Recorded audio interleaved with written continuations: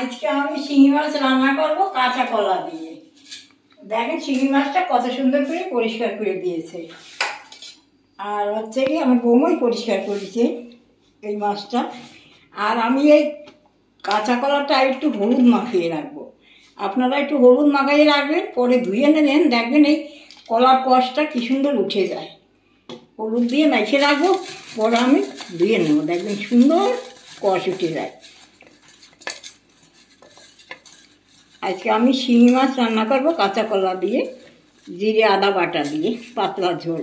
কি কি নিয়েছো সাথে? আর কাঁচা লঙ্কা চিরা আছে, আদা লঙ্কা আছে, জিরে আছে, লবণ, আর এইগুলোর ফোড়ন দেওয়ার জন্য একটা শুকনো লঙ্কা, তেজপাতা, আর হচ্ছে কি সাদা জিরে, আর হলুদ আর তেল। এইটা মাখিয়ে রাখলাম।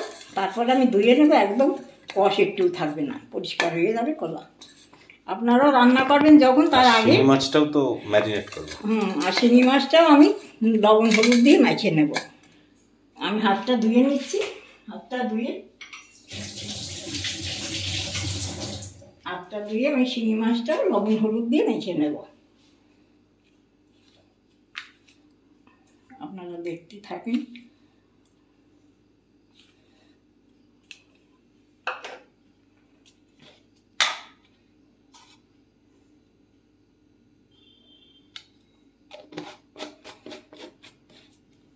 দেখেন সুন্দর হয়েছে মাছগুলা, পরিষ্কার একদম সাদা হয়ে গেছে। শিঙি মাছ তো এরকমই হওয়ার দরকার, কেন এর গায়ে অনেক নোংরা থাকে, ওগুলো পেটে গেলে আর পেট খারাপ হবে, শরীরে ক্ষতি হবে। কী সুন্দর পরিষ্কার হয়েছে। এরকম করেই রান্না করতে হয় শিঙি মাছ, মাগুর মাছ। দেখেন একদম এই পাতলা করে ঝোল করবো কাঁচা কলা দিয়ে, জিরে আদা বাটা দিয়ে দিচ্ছি শিলনোড়ায় আদা আর কাঁচা লঙ্কা আর জিরে একসাথে বেটে নেব।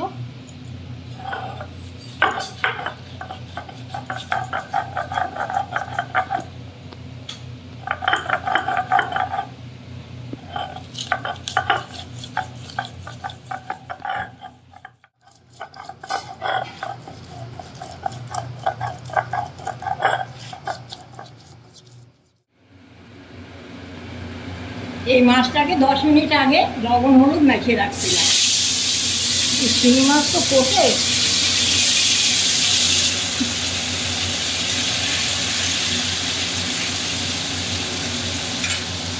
ও মাছ দিয়েই আমি মাছটাকে ভাজছি।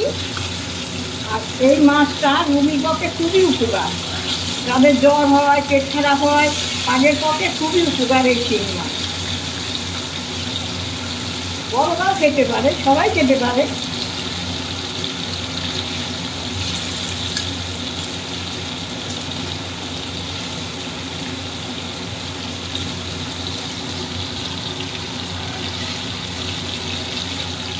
এই মাছ খুব উপকারী মাছ। মাছটা ভাজা হচ্ছে, এবার আমি কলাটা ধুয়ে দিই। হলুদ মাখা কলা তো ভালো করে ধুয়ে নিই, কল ধরে যাবে।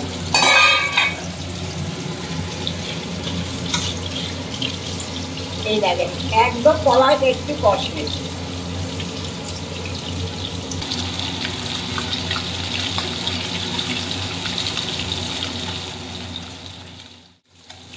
এই মাছে টমেটো দেওয়া যায় না মা? না, টমেটো দিলি মা ওই কলা শক্ত হয়ে যাবে। এমনিতে শিঙি কলা শক্তই হয়, আর টমেটো দিলি কলা আরো শক্ত হয়ে যাবে। ওই জন্য টমেটো দেওয়া যাবে না, টমেটো দেবো না। ঠিক আছে,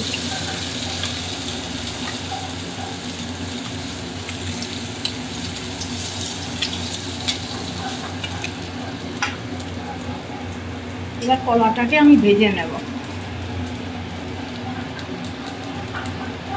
কলাটাকে ভেজে নিয়ে পরে মশলাটাকে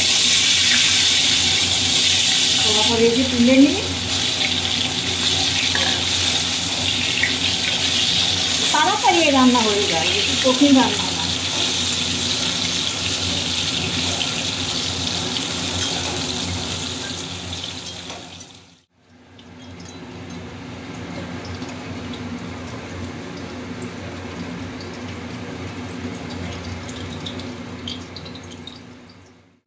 দিয়ে দিলাম ফোড়ন।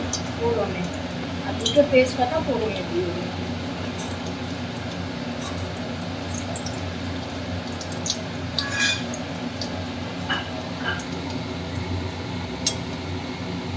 আর একটু সাদা দিয়ে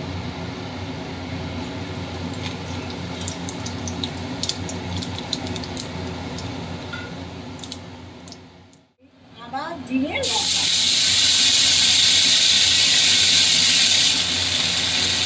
পাতায় বাটা মশলাটা, পাতায় বাটা আমার বৌমা পাতায় বেটে দিয়েছে।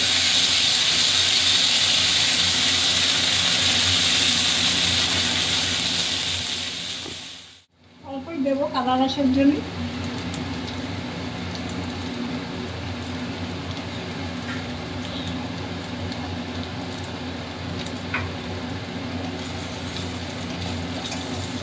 আর ওদিকে হচ্ছে শিলনোড়ায় বাটা যে জল, ওই জল গরম হচ্ছে। ওই জল গরম হবে, গরম জল দেবে। ওই গরম জল দেবো। এবার আমি হলুদ দিয়ে দেবো। ওটা জলটা হচ্ছে যেহেতু মশলার জল, ওই জন্য ওরকম কালার।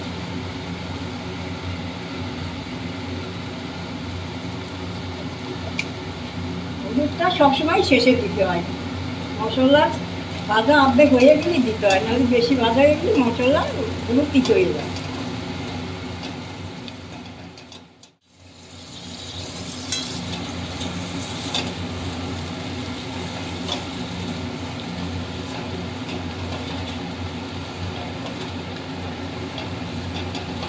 একদম খুব তেলে কমে রাখুন। জল এটাই আমি দিয়ে দেবো।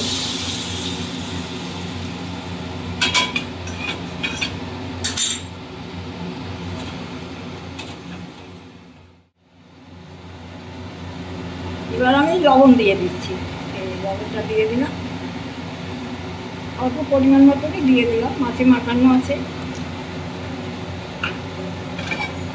এবার ঢাকা দেবে, ঢাকা দেবেই ফুটুক। আর লঙ্কাটা দেবো নামানোর একটু আগে, কাঁচা লঙ্কাটা সুন্দর ছেড় পাবে। আর ফোটার পরে মাছ দেবে। আর ফোটার পরে, ঝোলটা ফোটার পরে মাছ।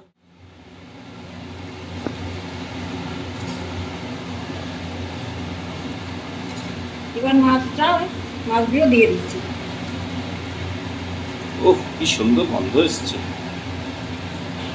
দারুণ গন্ধ বেরোচ্ছে।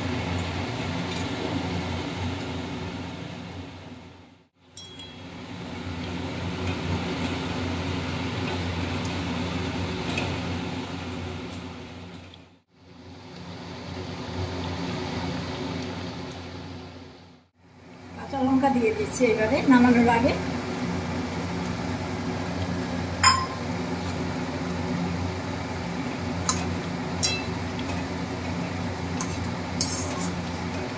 কাঁচকলা দিয়ে শিঙি মাছের পাতলা ঝোল রেডি।